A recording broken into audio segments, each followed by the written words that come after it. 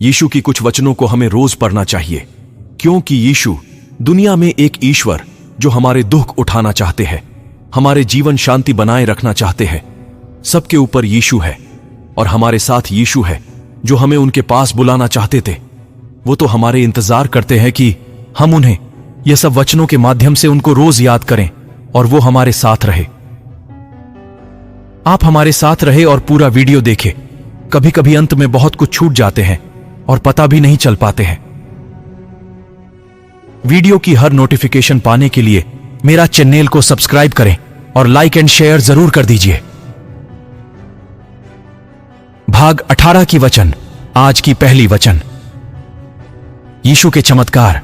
यीशु ने अपने चमत्कारों के जरिए दिखाया कि जब वह राजा बनेगा तब वह अपने अधिकार और ताकत का कैसे इस्तेमाल करेगा, जो किसी इंसान के बस की बात नहीं, क्योंकि ऐसा करने की शक्ति उसे परमेश्वर से मिली थी। यीशु ने अक्सर ये चमत्कार सैकड़ों हजारों लोगों के सामने किए। इन चमत्कारों से साबित हुआ कि यीशु के पास उसके दुश्मनों से कहीं ज्यादा ताकत है और वह उन बड़ी बड़ी समस्याओं को आसानी से सुलझा सकता है जिन्हें दूर करना इंसान के लिए नामुमकिन है। आइए इसकी कुछ मिसालों पर गौर करें। खाने पीने के लाले पट डना। यीशु का सबसे पहला चमत्कार था पानी को बढ़िया दाख मदिरा बनाना। 2 अलग अलग मौकों पर उसने कुछ रोटियों और मछलियों से हजारों लोगों का पेट भरा। इसके बाद भी बहुत सारा खाना बच गया। बीमारी। यीशु ने लोगों की हर तरह की बीमारी और हर तरह की दुर्बलता दूर की। मत्ती 4:23।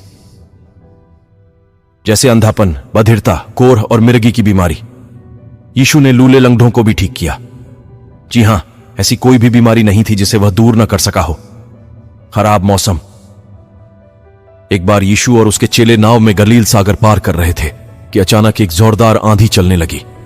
इस पर चेलों का दिल कांप उठा, पर यीशु ने आंधी की तरफ देखकर कहा, शश, खामोश हो जाओ।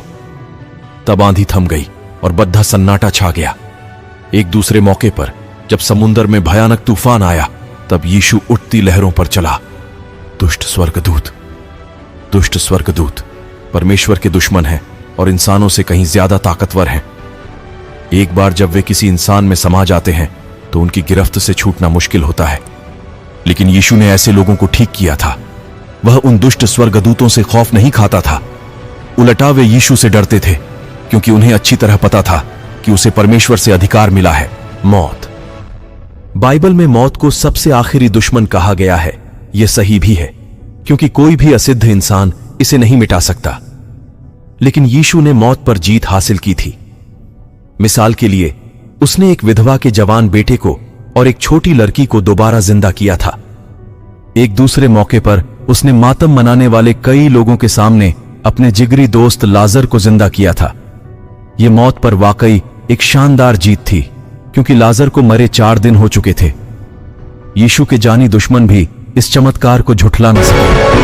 मगर इन सारे चमत्कारों का क्या फायदा, क्योंकि जिन लोगों की यीशु ने मदद की थी वे सब तो मर गए।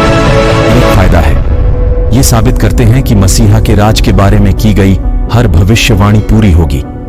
इसके अलावा परमेश्वर के ठहराए हुए राजा यीशु पर हमारा यकीन बढ़ता है कि वह भूखमरी, बीमारियों, खराब मौसम, दुष्ट स्वर्गदूतों और मौत को मिटाने के काबिल है, क्योंकि उसने साबित कर दिखाया कि उसे यह सब करने की ताकत परमेश्वर से मिली है।